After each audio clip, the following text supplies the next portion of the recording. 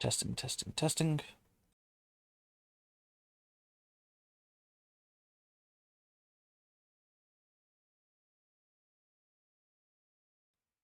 Okay, that's all good to go.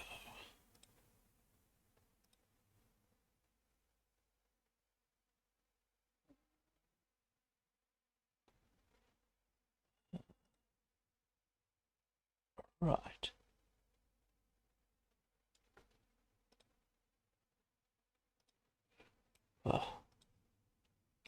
Again.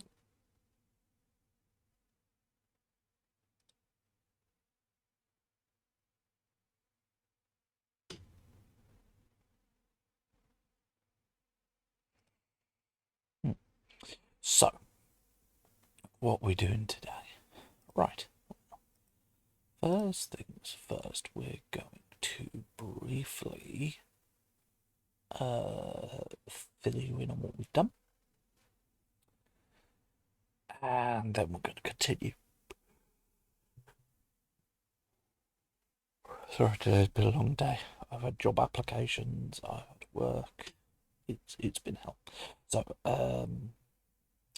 what have we got so far for character generation? So, when you make your character, you will make a high concept. Sorry, core concept, flawed concept, relationship concept. A way to look at it is kind of like if you use current D&D, what's your flaw, what's your bond, and it's like a mix of personality and ideal. Then you have generate character traits. Then you get to pick an ancestry. So, how ancestry works is you pick one ancestry. You get 3 ancestry traits. And then if you get to 5th level, you get 2 more. So in total, you'll have 5 ancestry traits. If you are of mixed lineage, you can have multiple ancestries. The key thing is, you still have the same number of ancestry traits, you just get to split where they're applied from. Then you have templates, which are applied over the top, but they work the same as a mixed lineage, but they're slightly different. You can only ever have one template at character gen. Creature types have some specific rules that apply to them. Creature size has specific rules that apply to them. So these things you have to consider when building your character. So you have humans.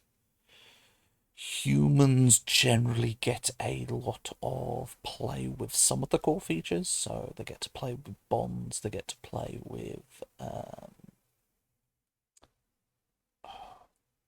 they get bursts on specific kinds of trait tests. They get magic, they get psychic powers, they get a kind of play with a bunch of things. They get play with inspired events. Dwarfs is largely focused around element-themed abilities. Halfling is kind of nature. They do have some luck stuff, but lucky feet, but largely it's stuff to do with playing a bit with the size mechanics, playing a bit with nature. Orcs get a combination. Orcs are a bit like humans. They get a play of a couple of the different mechanics. Oozelings, if you want to play an ooze person, you can like get split in half and stuff like that. Dragonborn, they're Dragonborn. You get breath weapons. You get wings. Yeah, that's Dragon Breath. What? Oh, right, that's because it's Draconic Wings. Sorry, that's what's confusing me. Giant Kin have again, they're very element based. They get to do some cool stuff with runes. Kobolds get some unique stuff. They get a load of stuff for working together as a group, but also get a load of the stuff that dragons kind of get. Then you have the 4 beast types. You have bird people, you have mammal people, you have reptile people, and then you have aquatic and amphibians. And basically, hopefully, between all the features, you kind of can get a character that does what you want. We then have the Fae, so you've got elves. They're elves that kind of set the mould for the other Fae. You have centaurs, for those who like to have a lower part that's more animal. You have changeling for the shapeshifters, fairy for the very, very small folk, gnomes. You have goblins who get some funky little unique mechanics. They get merfolk for those who want to be fish fae. You get satyr. And then you get awakened animals. It is what it says on the tin. We have gemborn, which is you are crystal people. You have insect people. And we have plant people. So, I think with all of those ancestries, we have everything tied. You then have templates which can be applied over the top, so you have altered for if you have been experimented on. You have constructed for if you want to be a robot. Generally, you will have traits based off the thing that made you. So that's why we can't go, you're a robot is a template applied over something else. You then have, are you slightly undead, which uses a special mechanic called the tithe, which is in itself also tied to what all undead have to do. They have to satisfy the tithe to maintain their presence in the material realm. Those who are touched by the realm of dreams, you get a bunch of psychic stuff and interactions with the realm of dreams. You have element touched for the primordial people, you know, your fire people, water people, earth people. You get Fey touched for if you're not a Fey, but you have, like, maybe made a deal with a Fae, maybe you received a boon from the Fae, maybe you have the luck of the Fae, but you're actually a different kind of person. Fate touched is the smallest of the templates. Most templates give you 15 effects to choose from, whereas an ancestry gives you 10. Fate touched also has 10, but that's because these, like the others, where it's kind of like something has changed you. This is kind of a, you are blessed with luck. You're blessed by fate. So you get a couple of extra abilities you can choose during character gen. Heaven touched, it's basically you're the part, if we were doing this D&D, you're the part celestial character. You know, you can heal people, you can emit a blinding light, you can, their unique thing, because most of these have something unique. So altered is you get some free features just as part of your experimentation. Construct is your robot, but we let you be healed. Death is you get the tithe you have to satisfy, but in satisfying it you can pay for your abilities. Dream is you get a special telepathy, which a couple of the abilities like bounce off. Elemental bond is you get an ability based off which element you picked. Oh yeah, so I have to do one thing. Here we go.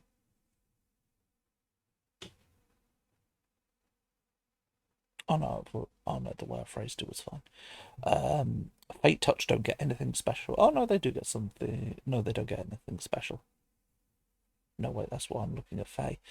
Fae do get something. They get the ability to go into the dream realm and the ability to get an item associated with their patron, who basically can, it lets the patron mess around with them a bit. Oh yeah, Marked by Fate is you get more uses of Marks of Fate. Heaven's Touched, you get effectively a heavenly guide who you can upgrade into a familiar. So yeah, generally, it's the holy stuff. You can like be a messenger. You get radiant strikes, telepathy. You get wings. Mass touched is for the you are tied to the evil forces, so you have to pick to be whether you're tied to the courtier or the beasts, and then a bunch of these abilities are basically you get a bonus depending on if you pick beast or courtier. Um, which reminds me, we've made a bit more lore, so I'll go into that in a bit. Outside touched is you're touched by the outside, so you get psychic powers and telepathy, and then you get some abilities based off what kind of outsider you're tied to. Like, do you want to be really good at psychic stuff? Do you want to be really strong? Do you want to do some weird stuff? And then there is where touched for characters who they're not a proper lycanthrope, but they get something. So when so the first thing you do is you pick an animal, and the second thing you do is when you gain the template, you pick burrower, climber, defender, flyer, hunter, swimmer, traveller, and basically whenever you transform, you get natural weapons, the benefit of whichever aspect of your animal you chose, and yeah, and then you have these, some of which improve your transformation, some of which only happen when you have transformation, and some of which you have passively. And yes, that's that. I'll quickly go into the masked evils a second. Yeah, so the masked evils, the way they work is because they were originally written for D&D, but now we're kind of making it its own thing. Currently, it still refers to devils and demons. I might change that because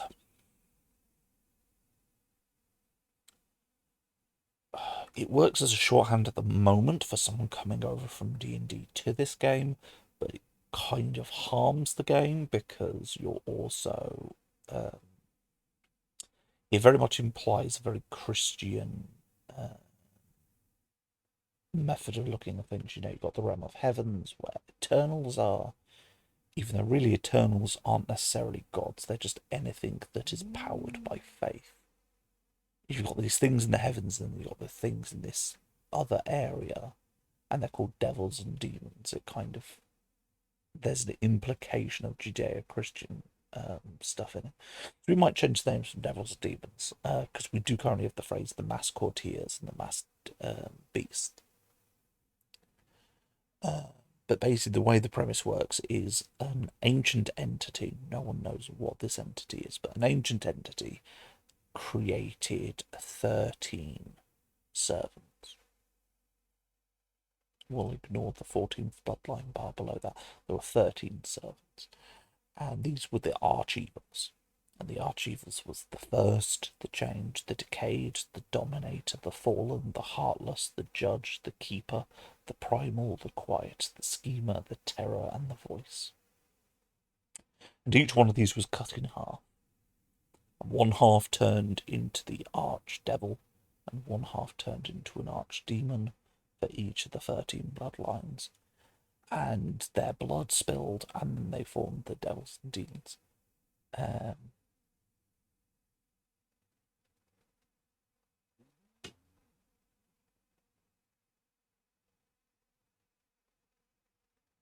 And so now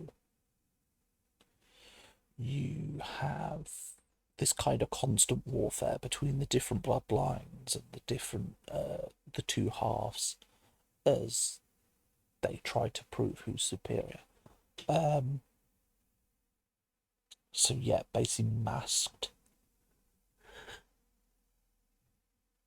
The Mass Touch kind of required that I consider what the 13 bloodlines are. So those are the current ideas, is those 13 bloodlines. And I think the names kind of imply what each one does, to a degree. It's loose enough that you can play with it.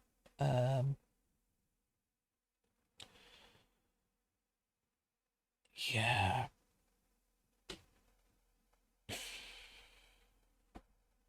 Like, I think we state here that the thing that caused it was an Eternal. An Eternal created the 13 Archevils. Whether or not that stays, I don't know, but that's the current thought process. So that's that. Backgrounds, obviously, we covered before. You get character +1 to any character trait, 10 hit points, 2 languages, 2 skills, and then you pick a tool, a simple weapon, and the dagger. You can choose a martial weapon or an armor, but you've got to ask your GG for permission. And then you get feet.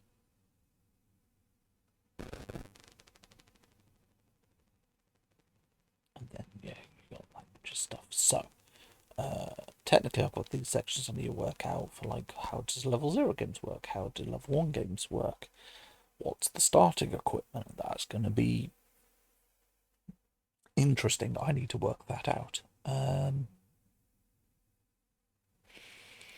But we won't deal with that for now. For now, we're going to deal with fun. So, what I'm going to do, because I started with the Arcanist, I was kind of like, okay, what I'll do is, because this is inheriting a D&D 5e class, we'll take the SRD version of the class, copy it over, bing bam bosh, and we'll just edit it from there. I'm not sure that's entirely going to work, but what we're going to do today is we will start with, if you're coding, the first thing you do is you pseudocode. You kind of come up with ideas. Now, the good news is, luckily, this gives me a premise to work off. This gives me a layout design to kind of consider. So the first thing is, equipment will be a lot pared down.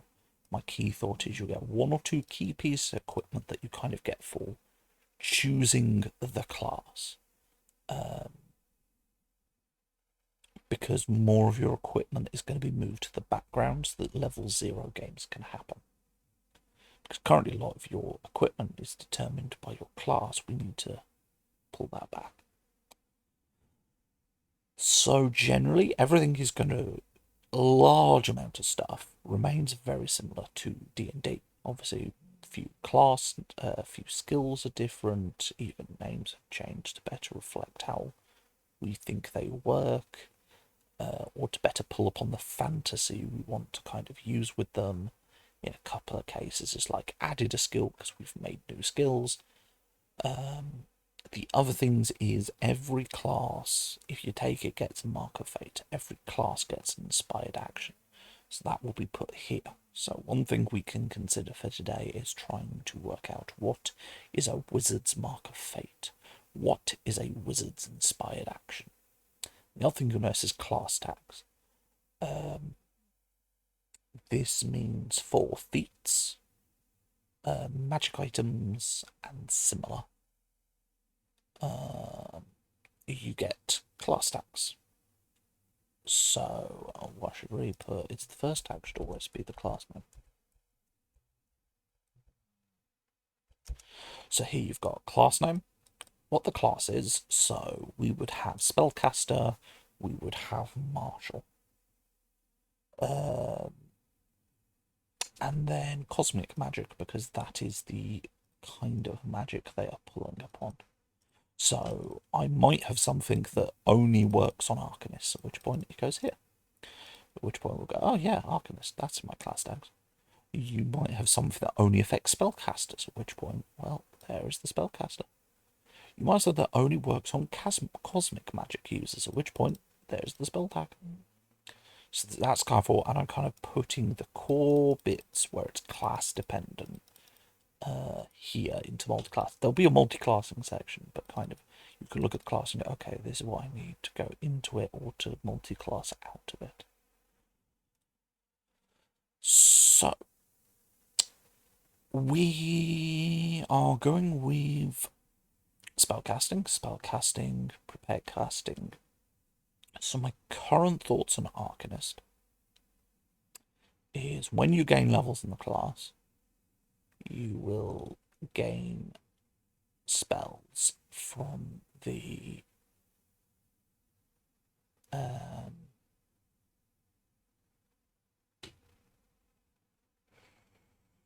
can't want to re-edit this really. Make it easier to pass. This is a lot of information. Yeah,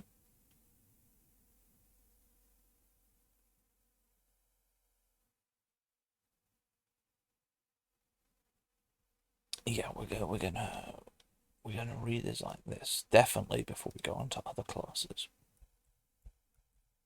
to make it easier to pass.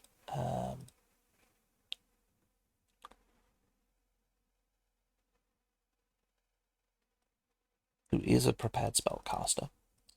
How I'm currently looking to make Arcanist interesting. So let's we'll put it here.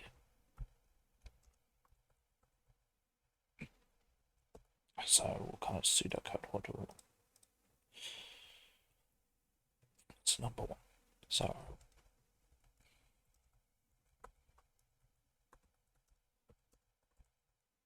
they're going to be a prepared spellcaster int.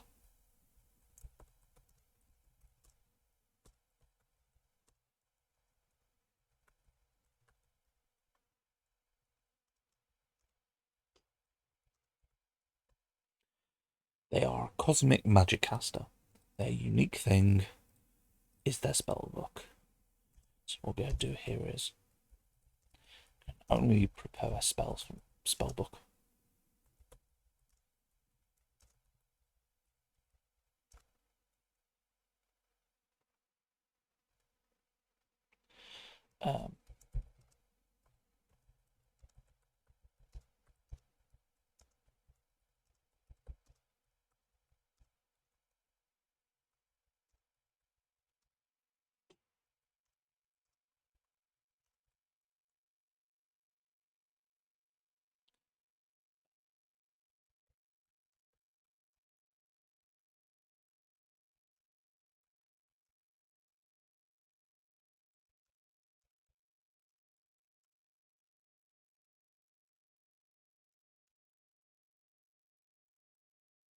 The big thing is because everyone does something interesting. Everything does something cool.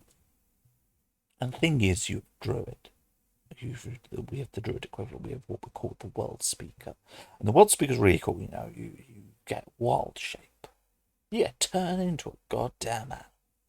You get to play with the elements. You get to do all this cool stuff. With the cleric equivalent, eternalist, you get to call upon the power of the divine. You don't just get to cast spells. You get to do other things. The problem with the arcanist, in what it's inherited from the wizard, is the wizard is very focused on spells. You're really good at spells. You get back their earliest feature is you get back spell slots. The next thing their class gets that isn't a subclass or feats is you get to master a specific spell and you get to cast certain spells for free so many times a day because they're your signature spells. And okay, cool, yeah, sure, whatever. That's kind of boring. Like, what does the wizard class do? They have a spell book, which reduces their prepared spell casting. They don't get the full spell list. And they can get some spell slots back. And maybe get some free spells later. Their kind of thing is the arcane spell list is huge, and they get to Swiss Army knife with that, but it requires that they get those spells. So how do we accommodate this? Well, why don't we make wizards so cool? Because they know how to convert other kinds of magic into cosmic magic. They get to play with the fabric of the universe. They get to do this cool stuff. So effectively, it's only going to be a little change. It's nothing major. But effectively what you're doing is you're going, okay, we understand you don't get the full spell list at any point because of the way the preparing works. So what we're going to give you is this. You can take spells from other classes and treat them as your wizard spells. They cost more to put in the book. If you lose the book and you've not saved a copy, they're gone. But you can use any spell. And then what I want to consider doing is, if you're going to have a signature spell, that's because you have either altered a current spell or you have made something new. And so what I'm considering, the other thing we're going to do is we're going to take spell schools out of the subclass. Well, we're not going to take them out of the subclass. The subclass still exists. But what we're going to do is we're going to go, okay, subclass doesn't belong. Schools are a subclass. That's if you're going for your university education. But if you want, like, you've just come out of community college, that's the limit of it. Okay, cool. You can get it in as you level. So we want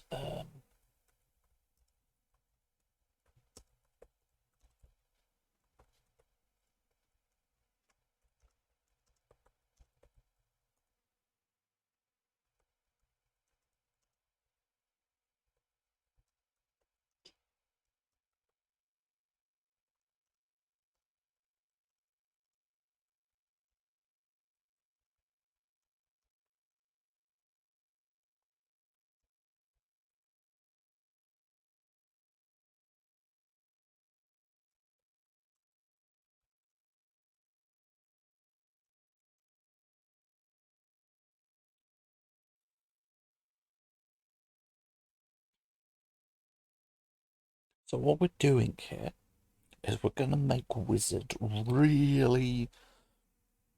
You are still going to be the greatest spellcaster, but you get to do some cool things. You get to be the Mordenkainen. You get to be the Tasha. The other thing I'm considering, okay, the other thing I'm considering is,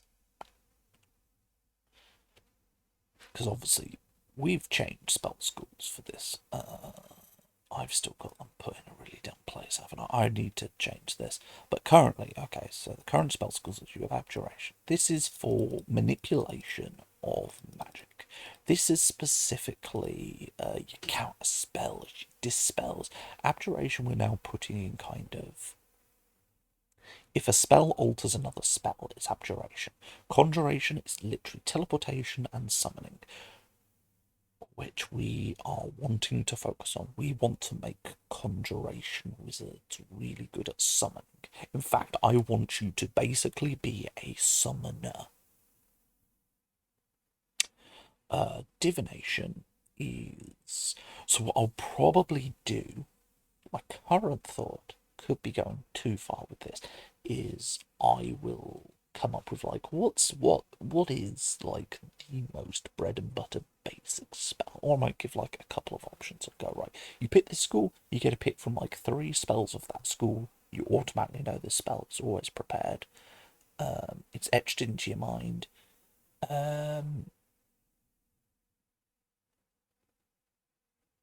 For rigorous study, yeah, because I really like the idea of conjurer getting to be the summoner.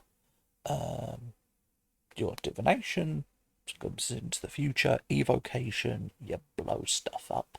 Illusion, manipulation replaces enchantment, because enchantment, the name implies when you hit enchantment, you know, that you are enchanting magical items, which you're not. Your enchantment was just mind control, so we're calling it the manipulation school.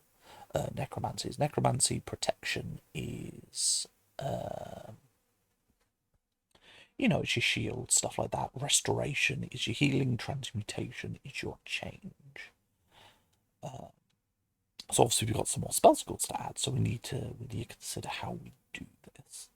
But I think with just these changes, we make Arcanist something that is unique enough.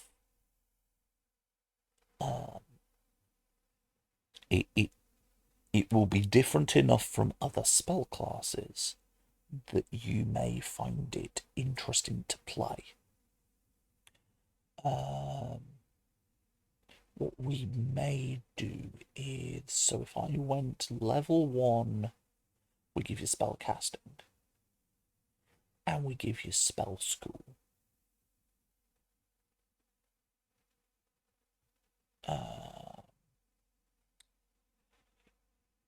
Level 2 is traditionally when you take your subclass.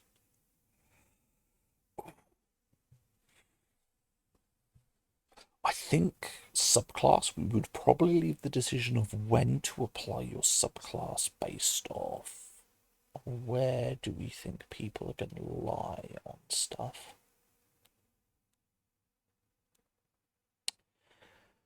What we will do is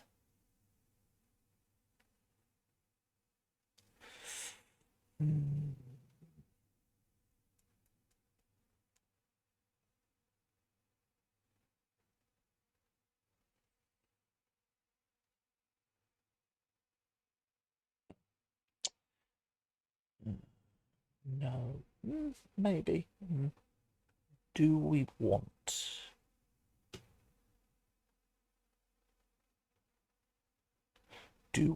wizards just being able to have a familiar?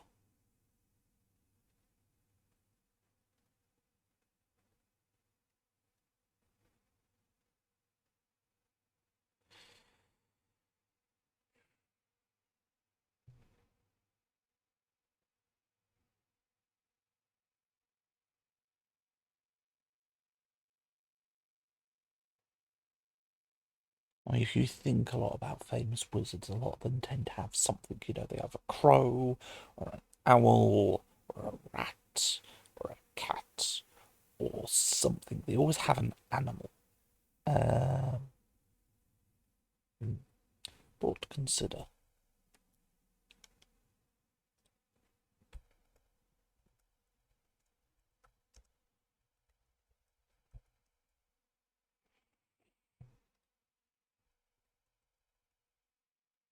So that's my current thought on Arcanist. I think it's a solid place to start at least. Like, as you dive in, we'll find more stuff. I mean, it's still very light on abilities. I mean, as much as unique access to spells is really cool, you're still sat there going, okay, yeah, but you don't get a lot. But then again, schools weaken into space throughout the levels. Arcane traditions weaken space throughout the levels. That's got to account for a few things.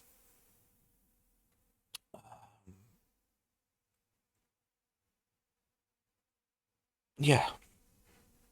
So that's that. So let's copy this. And we'll just apply to others. So battle channeler. So they are a martial class.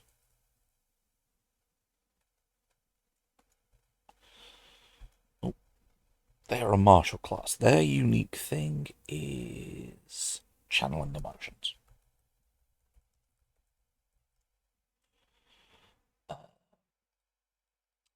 The battle channeler, the inspiration is kind of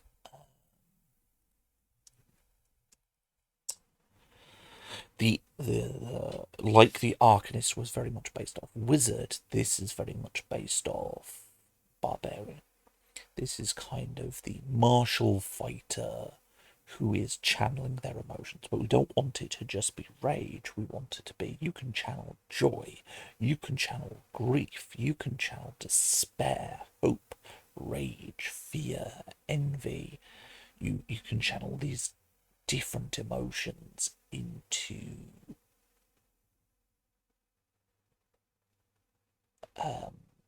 kind of benefits. So it will kind of be like you pick your emotion, and each emotion will have a little package of rules. Some things will remain consistent between emotions, some things will be different.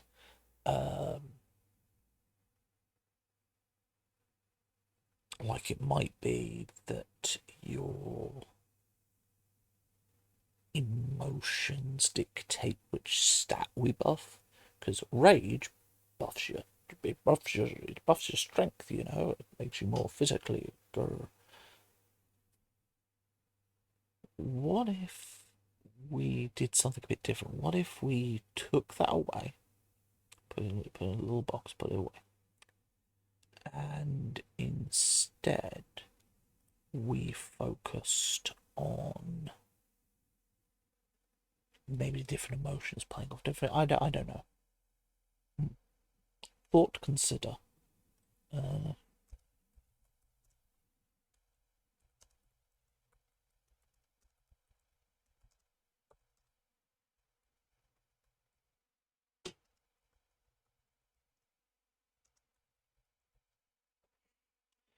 Um,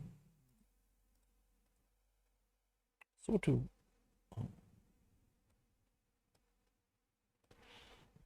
So my current thought is,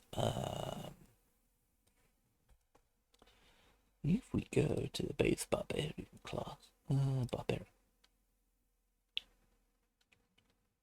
So what do you get? You get your rage, you get your armored defense. That's one thing we want to do. I'm considering one of the choices you get is.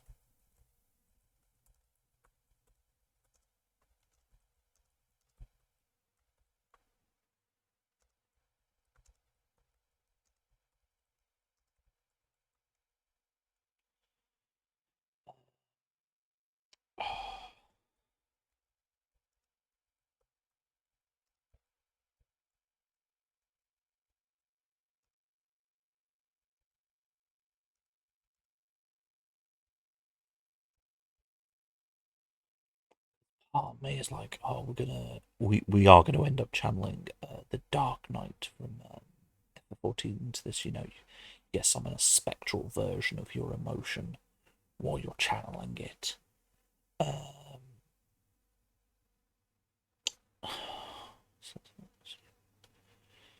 got rage, we've got defense, we've got reckless attack.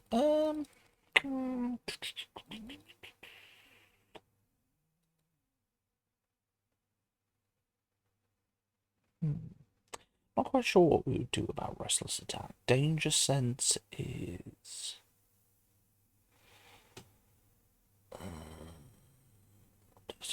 frozen into traps and spells. Extra attack always good. Fast movement.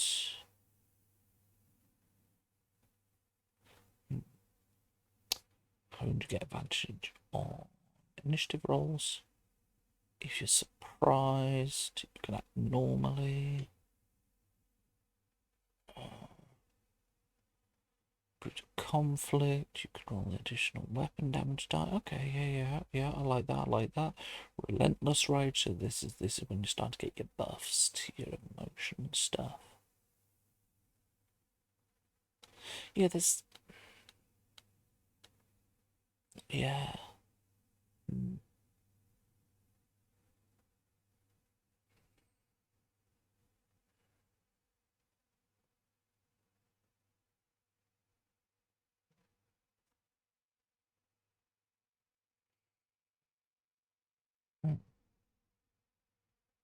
Yeah, I'm not quite sure. I think, though, that's quite a nice amount of stuff. Right, Bard. So, okay, cancel that. Design notes. So, design notes for the bird. The bird. So, design notes. We'll copy that in just there.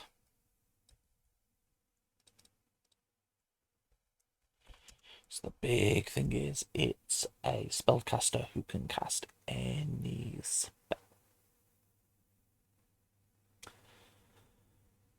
Their unique thing is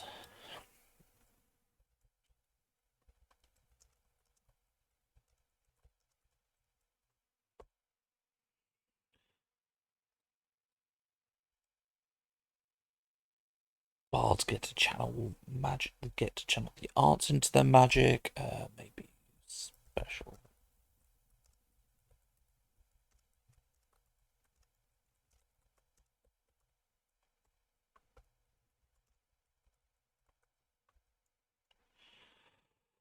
Might try and link it back into that bardic knowledge.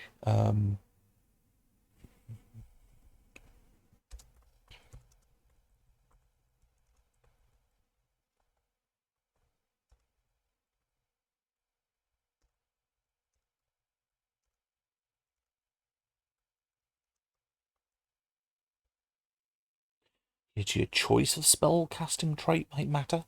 Because my thought of bard, and the reason why I'm suggesting it gets to choose what spellcasting trait is, you know, you have bards who are all about knowledge. They know things. They remember. They know that story. They know it. So for them, their magic comes from knowledge. Then you have the bards who act on impulse, experience, memory. It's less what they have learned, it's more what they have lived through. So for them, it's intuition. And then you have charisma for the bard who's calling upon their sense of self. They're calling upon their self-image, their idea. I think largely I'm fine with it. As it is, the main thing we want to kind of shake up is the arts, because currently it's got a very strong focus on music, but what we want to focus on is other arts. As I said, some things need a boulder, some things need like just a chip of change.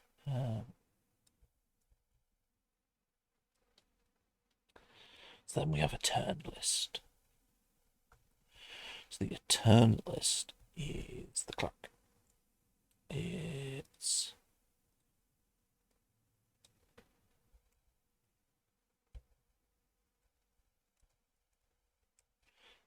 intuition, and it's eternal magic.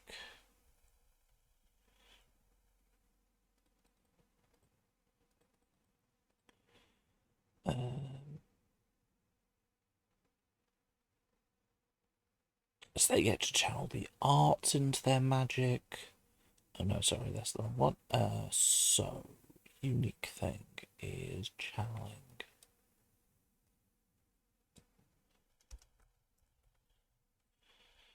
Channeling deity. So the big thing is one of the choice we want to offer is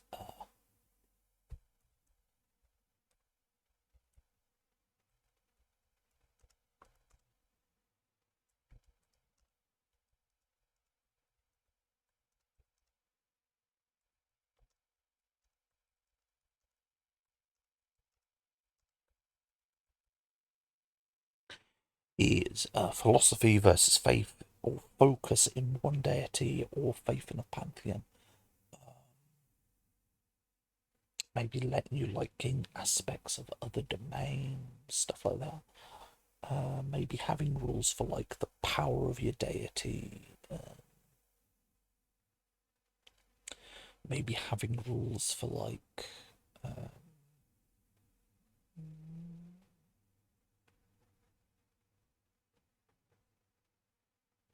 because one thing is we want to refocus on relationships. So one thing we want to focus on is relationship with the deity. So it's probably like if you're an eternalist, you'll have a better relate. Even if you don't have a good relationship with the faith, you might have a good relationship with the deity. At which point, some features might call upon that relation, might refer to that level of relationship. That might be cool.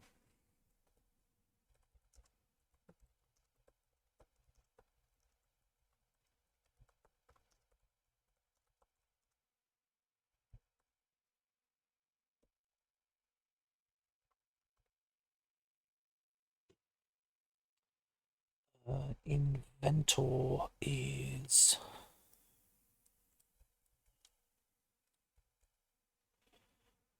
prepare spellcaster.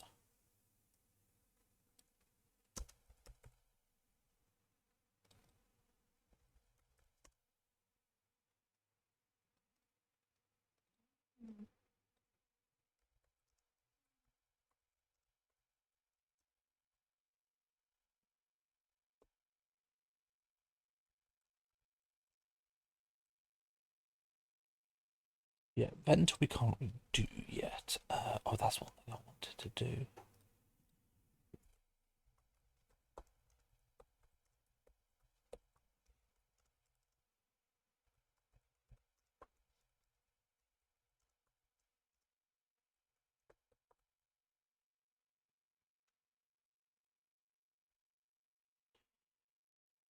Lawmaster, so this is where we're going to get fun, because this is...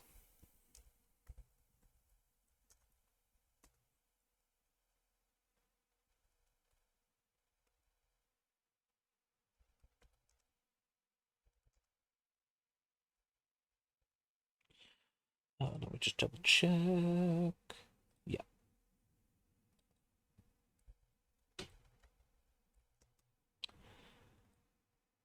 So, this is an entirely new class we'll be making off the top of it. I mean, to be fair, a lot of these are actually going to be new, because by the time I'm done with, say, Arcanist, it's not going to look like a wizard. The spellbook bit will look like a wizard, the rest of it will look nothing like a wizard. So Lawmaster.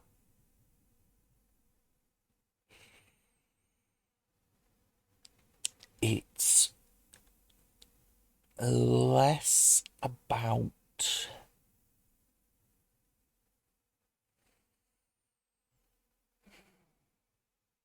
I guess the way I want to look at it is you're a half-caster, yes. But if we look at it as, say,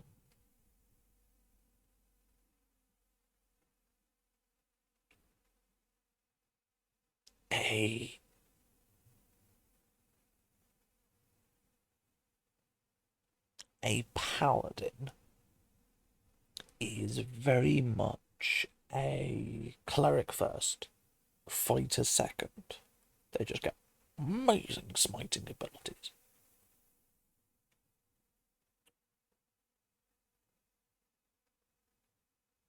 Whereas, what I'm considering for the Lawmaster is they're a fighter first. Eldritch Knight. No, it's still fine, because an Eldritch Knight is very much a fighter who's picked up a little bit of magic. They're not even a half-caster. This is more than a half-caster. This is someone who has taken up...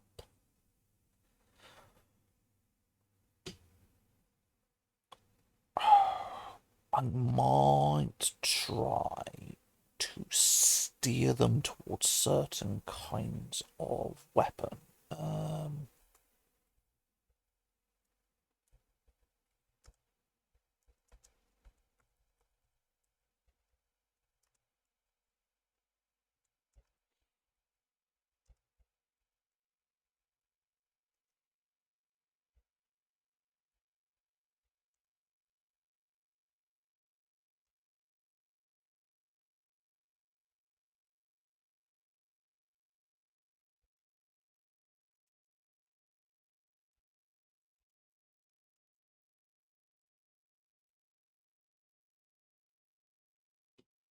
So my thought for Lawmaster is kind of they're focused on two-handed weapons or fighting with basically both hands have to be filled.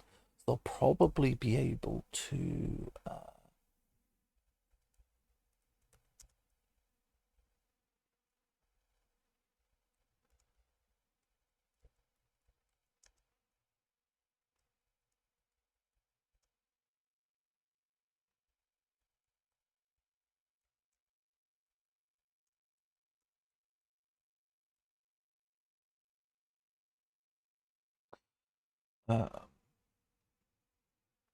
obviously they're going to be very knowledgeable, so they should have...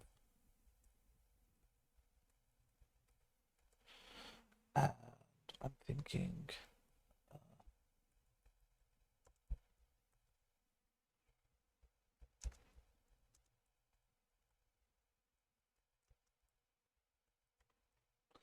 unless version of the warrior forms, basically they have a set way of fighting.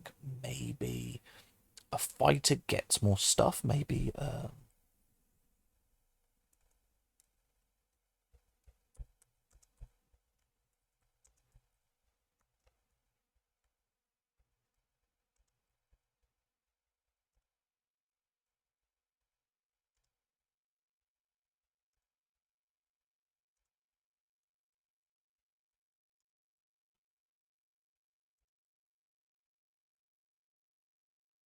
Yeah, I like this. I like this idea.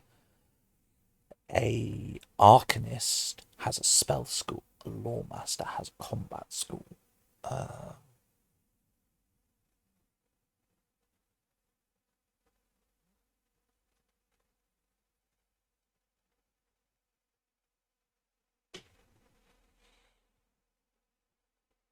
that they've mastered.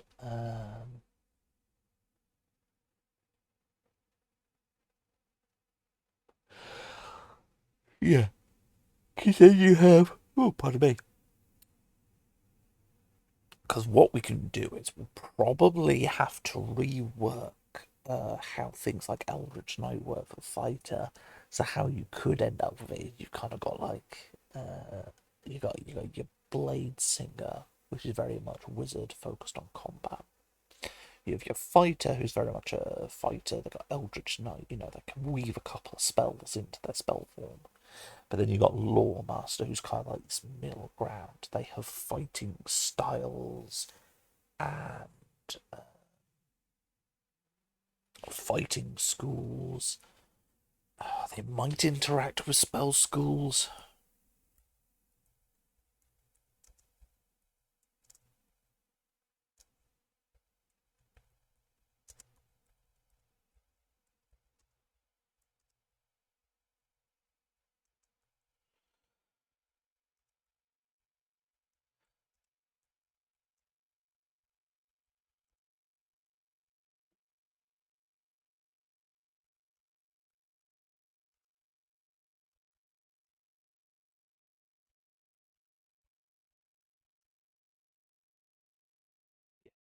I like this. This this feels cool.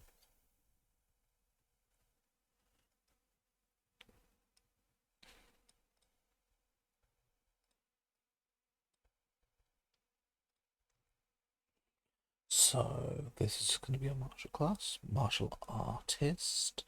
The unique thing is going to be their combos. So imagining martial artists working is they do an attack and then they get a combo into another attack, which then does a big combo so they can get a double strike, then a triple strike, then a kick. It's like your fighting game. If you get the moves right, you get to do the bigger moves, which then lead on to bigger moves, which then lead on to bigger moves. Um, what I'm considering is so how I think this is going to work. So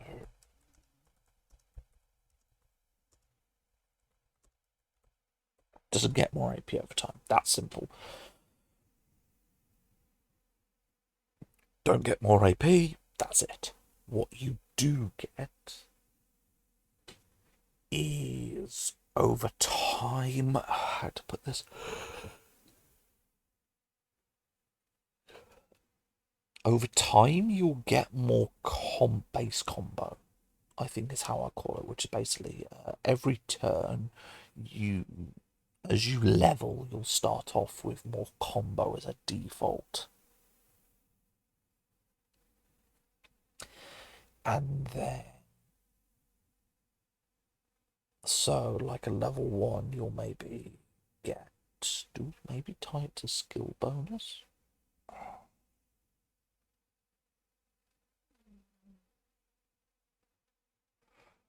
It's a lot less useful than key, but this is per turn.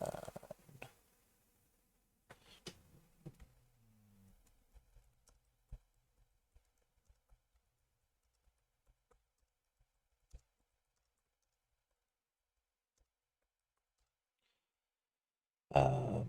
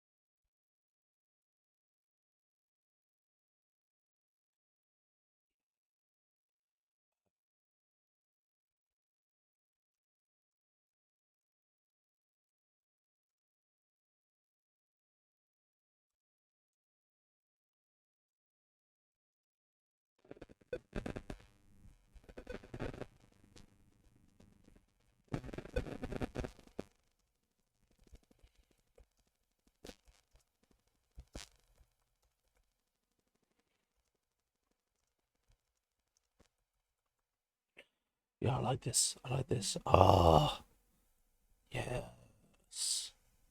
Because the thing is, you can kind of still do what current monk does, but this kind of gives a much more active, in the moment.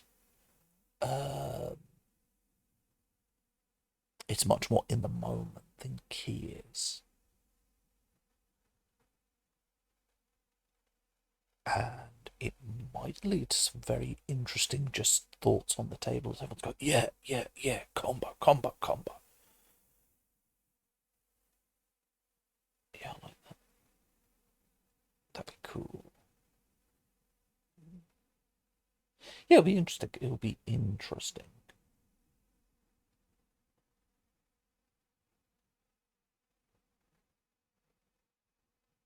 It'll be very interesting, especially compared to um, the fighter equivalent, which is just going to be very, they're going to be rhythmic, they're going to be flowing, they're going to be dancing because they know the structure, the beat, the tempo of the battle they fight. A battle channeler gets to, they call upon emotions. They're very simple. They're making attack action and attack action and attack action and attack action. They just attack. They get to do other stuff around the attack, but they always get to attack. Martial artist, it's like I get to attack. Now I'm going to start dancing around with these different abilities that combo off each other. 1, 2, 3, 1, 4, 5. Da da da da da da da da da da. You don't know how quick or fast the fight is going to be. There's no rhythm, there's no tempo, it's erratic. And then you've got Warrior, which is just this very steady. I'm going to do one action, which then leads to this action, which then leads to this action, which then leads to this action. I can choose to go simple, I can choose to go for attack, but I can instead choose to go for this rhythmic balance. 1, 2, 3, 4, 5. This is the steps of the fight.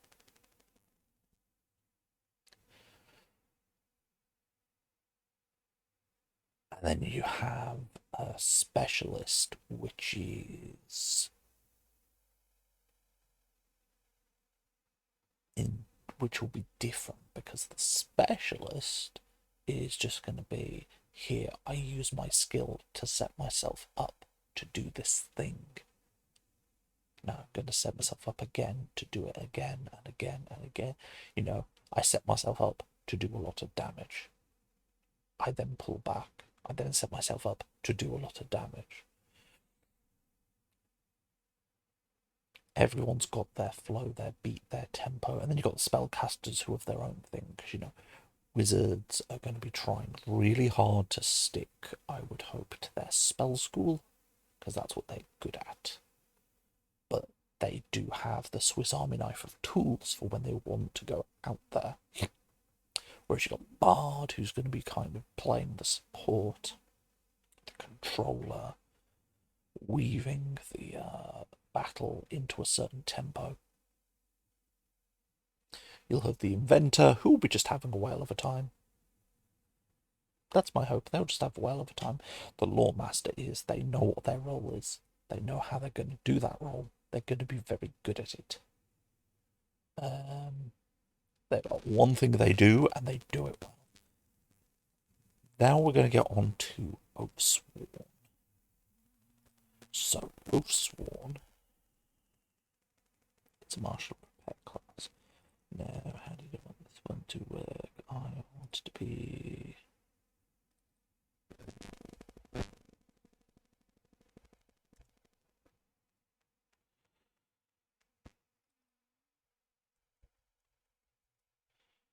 So, Oathbound, they are the...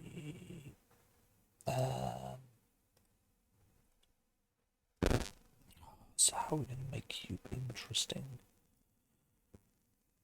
I mean, obviously, you get Smite. You get Smite. Smite is how you're doing your thing. It's how you're being unique. It's how you're being different. Oh boy. How do we make Oaths interesting? So you're gonna have Horus.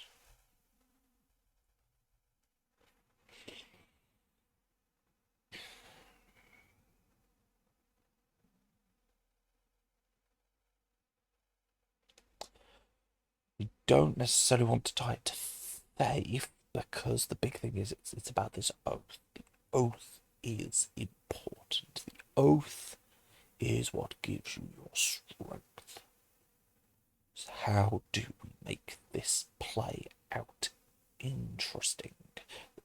Because it can't just be you're a fighter and you're just a fighter with some cleric spells, and we don't want it to be you're a cleric with some more weapons, because that's just a cleric. This is the problem D&D has. The paladin, the cleric is so good at melee at times that it's like, okay, how do you make you different from a paladin? So obviously, you're gonna want your smite. Smite is it's the big word of paladin, isn't it? It's like, yeah, I get to smite.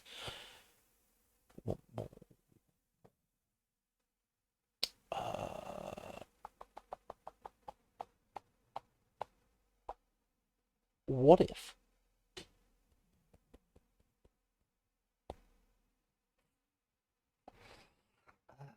No, that doesn't really work. Because my thought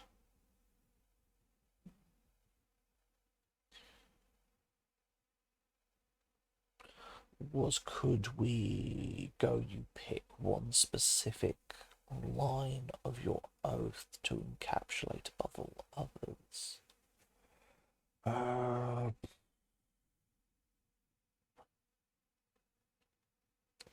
Problem is that doesn't work, because even if I said like protection, heal, harm, blah blah blah blah blah, it's like, yeah, but there's going to be a line in every oath that I don't manage to accommodate for. That's going to be difficult. So let's think about something else.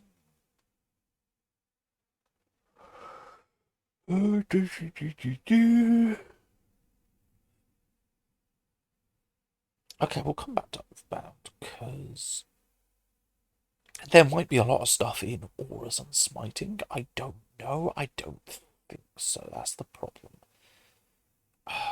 It's it doesn't feel enough.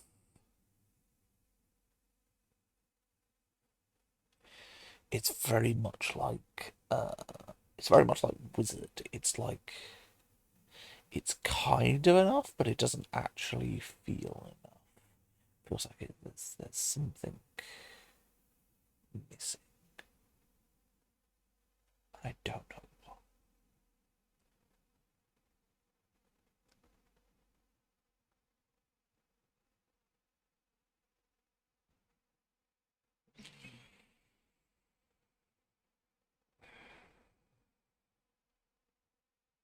Unless.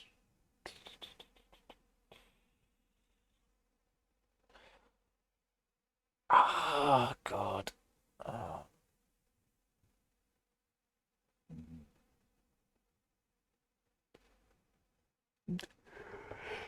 it could work.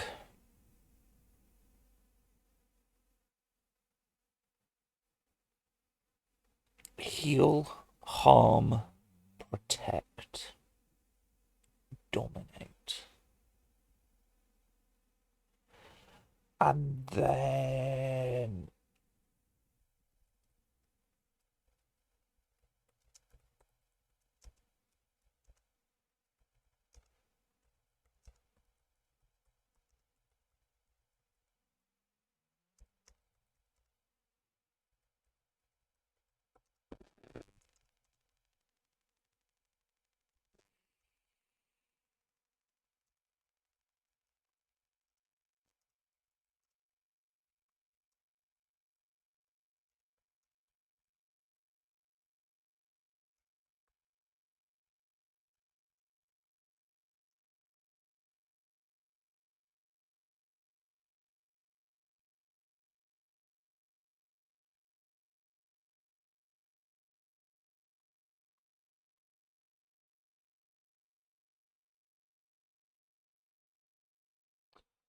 okay, yeah, that might be something we can get out of it. I don't know.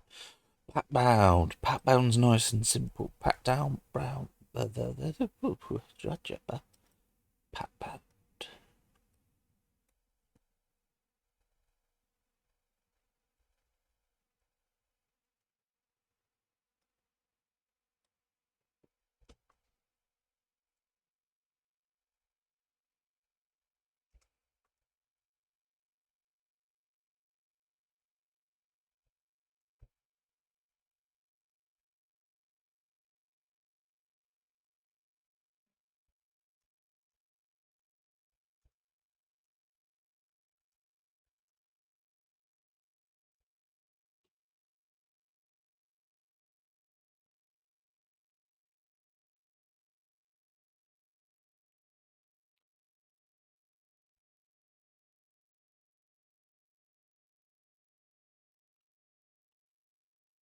Psychic.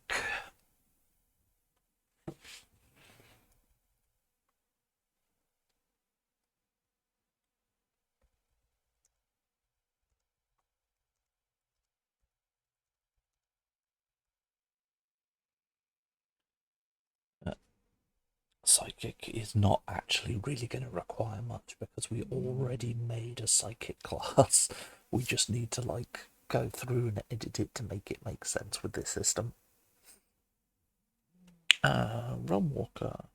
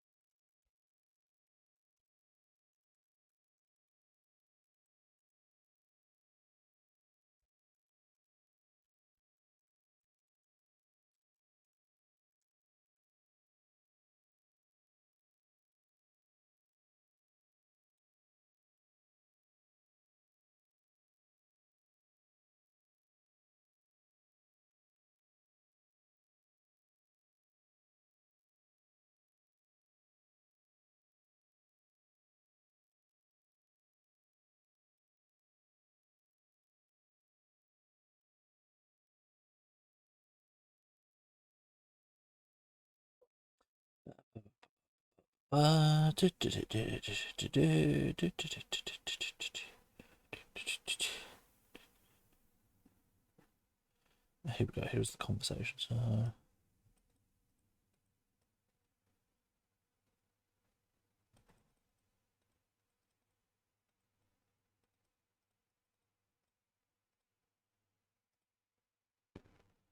Oh, that's the thing.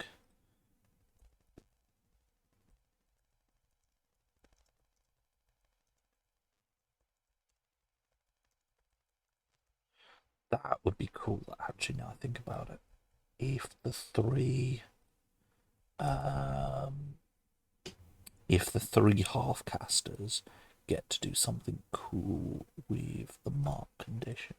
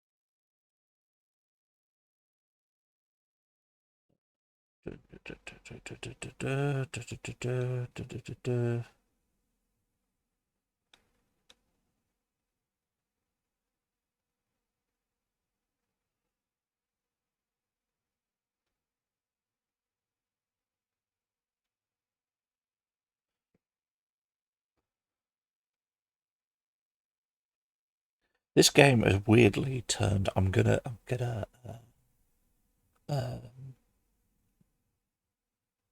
This game has gone very weird in that my game is both a lot more lenient and harder to die, but also super easy to die now.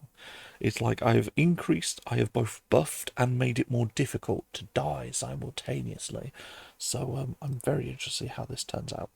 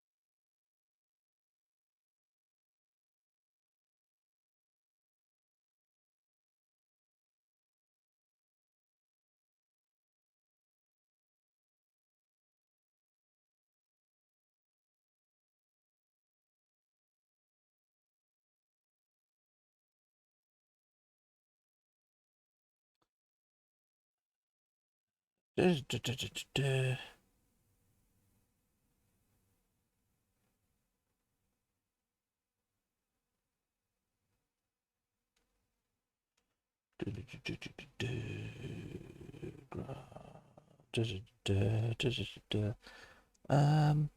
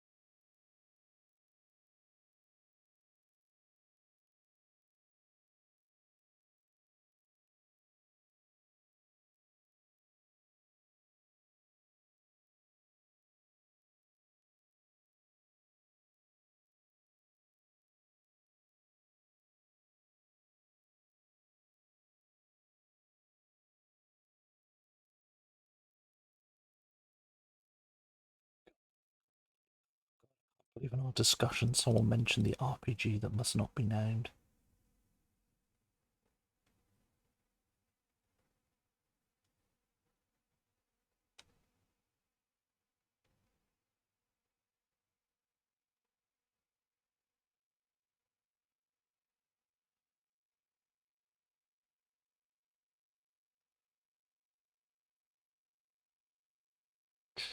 Okay, yeah, I'll find it later. Because I wasn't going to be sat there for ages trying to find this bloody single document in.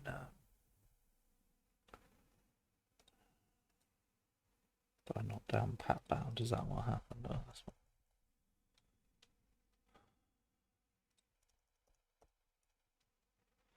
what... Okay, so I'll come back to that. Right, so. Ooh, yeah, that actually is interesting because that does have.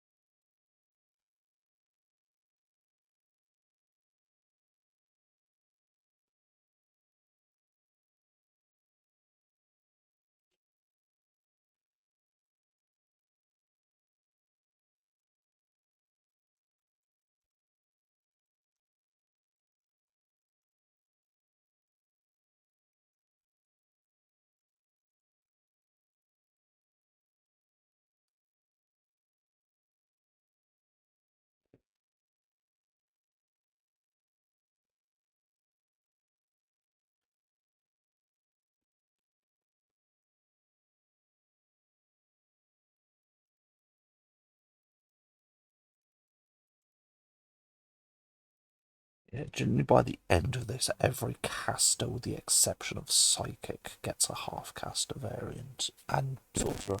That's because Sorcerer's like the weird half-cousin of a wizard, so the same things that are half-casters to a wizard are also half-casters to a Sorcerer. And Bard, technically, also, because they're all bloody arcane casters.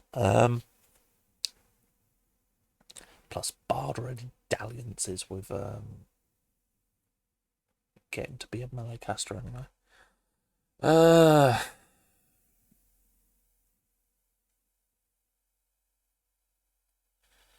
Yeah, generally, so how it currently works is we have Arcanist, who is like the poster child of cosmic magic, with Bard and Soul Shaped being kind of kin. They will kind of sit in a horizontal line, and the thing with the so Bard kind of gets to play with control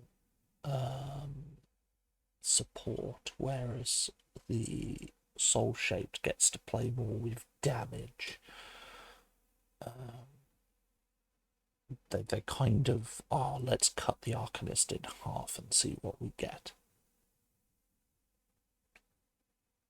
So they both kind of go very different directions. You then have, beneath them, you have the Inventor and the Lawmaster. The Inventor is technically still a half-caster, but I kind of don't include them in the half-caster club because their shtick is a lot less. They can have a combat focus. I don't want to say you can't have a combat inventor. They're just so very focused on their inventions and the crafting system. They kind of play very different. Like they can use a martial weapon, but that is the most fightery they get. Whereas the Lawmaster is very much like, no, no, no, you are the fighter, and the wizard had a child, and this is it. You then have Eternalist into Paladin, and then you have World Speaker into Realm Walker, and then you have Pact Bound into Slayer.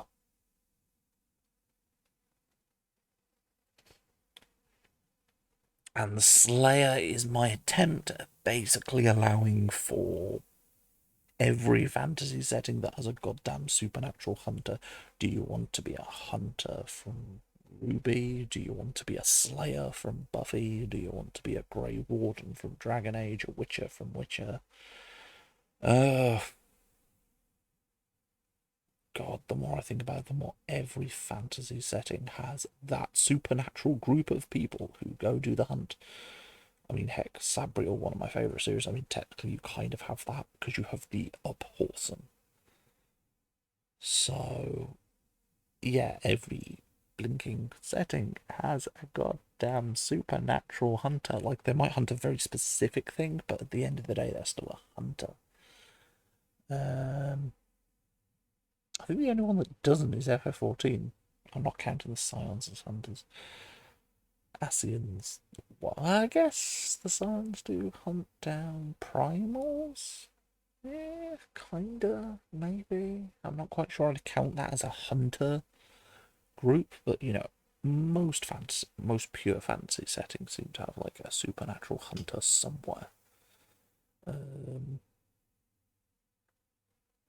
I don't know why. I don't know why that's the fantasy trope. Yeah, I don't know. Just yeah, seems to have happened. So then you have Soul Shaped, which is Sorcerer Analog. Oh bloody.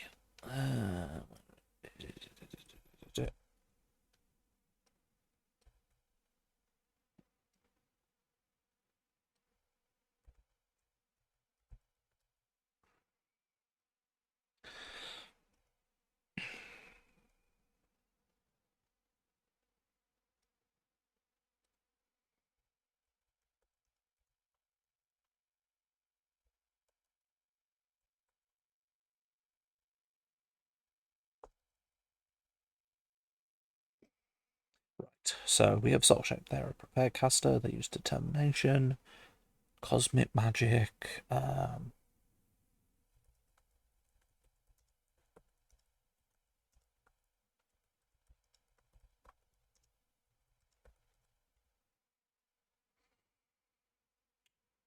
I don't wish what your changes were, because a lot of this has been about class versatility. So a lot of this is stuff where it's you can swap out features, or the feature gives you a big choice. I'm not sure where Soul Shape did actually give you a choice. Obviously, your subclass at level 1. You get your meta magic.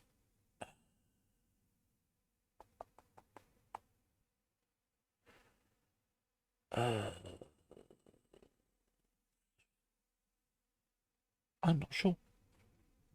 Soul Shaped is going to be an interesting one, I think.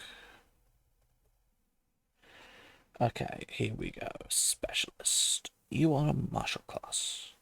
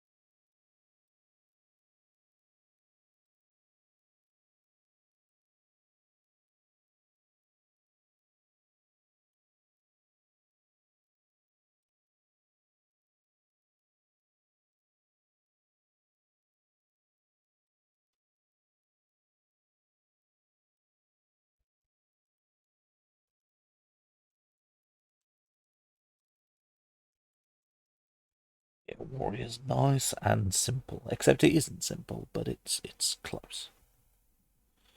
Uh,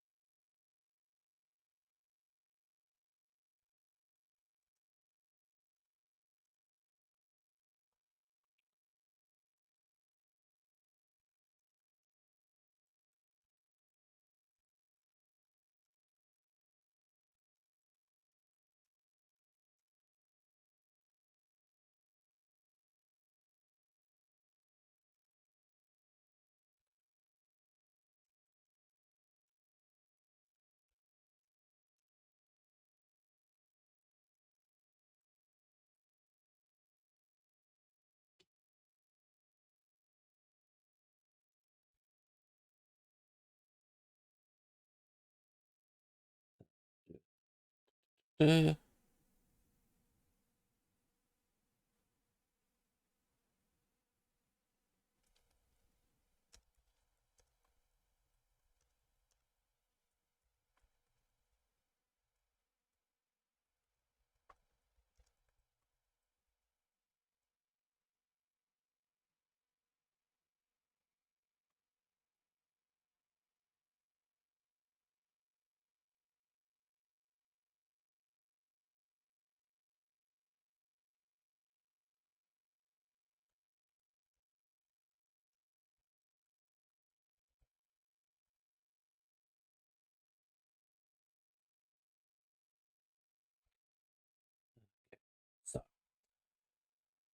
Right, so let's quickly recap where we are at, and I think we'll finish soon-ish.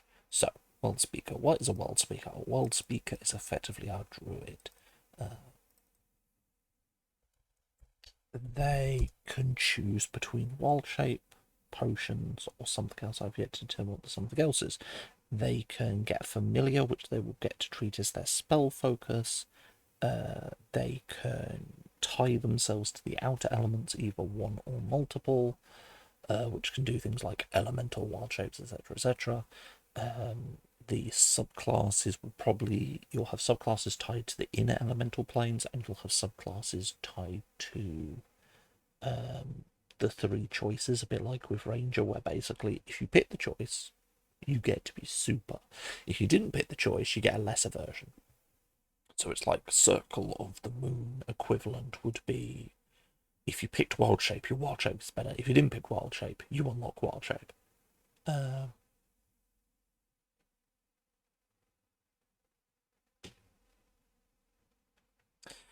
And the same with the others, where it's like, we'll probably do one for the potions, where it's like, the potions are super good, or you don't get potions, or you just can make potions. It's like you're using your subclass to double up.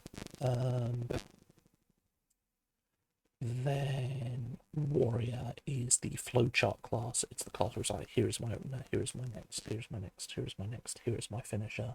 Depending on the length of the chain, depends how powerful the thing is. Specialist is you pick a skill, you're really good at that skill, and that skill affects how you fight in combat.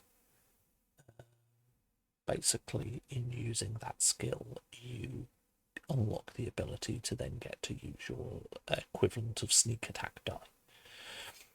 The way to think about specialist is a rogue is a specialist who has chosen stealth. A thief is a specialist who has chosen skullduggery. Soul shaped is going to be sorcerer, and it's all around the idea that your body changes as you progress. That's going to be the big thing. Slayer is, as I said, it's the combat version of a pact bound. Realm Walker is going to be the combat version of a druid. It's basically the ranger, and yeah, you get non-magic.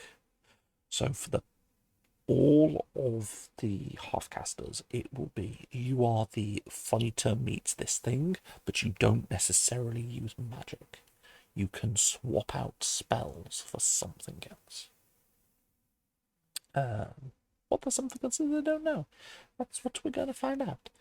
The only thing that doesn't get a half-caster is psychic at the moment. We could do a psychic half-caster, but currently I like the idea that psychic is special. It kind of gets its... You don't get a half-caster psychic. All the others get half-casters, but not psychic. Because in theory, yeah, it'd be super easy. You just make a psychic version of the warrior. You know, you reduce the sign limit, you reduce the psi points. You just basically knock it all down so they can't do the same thing. But that isn't fun. That doesn't inspire new options. That kind of limits it. I might change my mind. I might go like, oh yeah, Psi Warrior, this would be super cool. But at the same token, it's kind of like it's what's unique about it, you know. The Eternal casters get better relationships with the Eternals that they're tied to. You know, the nature ones get all this stuff about, or get like extra abilities. Oh, that's the other one I was probably get to. It's probably going to be something to do with ley lines.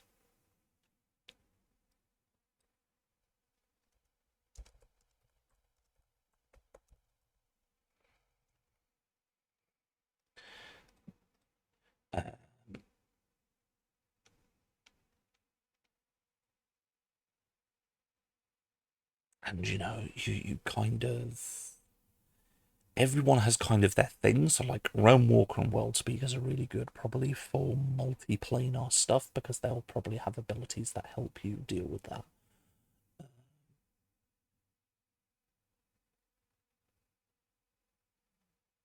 And then you have the Cosmic ones who are just, I'm really good at spellcasting. I just spells, I'm good at it. That's what we're good at. That's what our thing is known for. But that's my current thinking. I think we've done well today. How long have we gone for? Hour and a half. I need to have some dinner. So what we are going to do?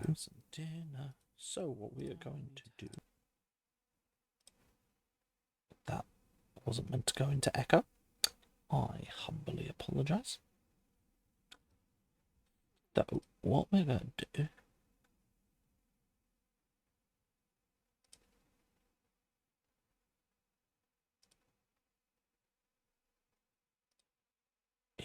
is we're going to raid desktop, which currently is Kingdom Hearts, and then I am gonna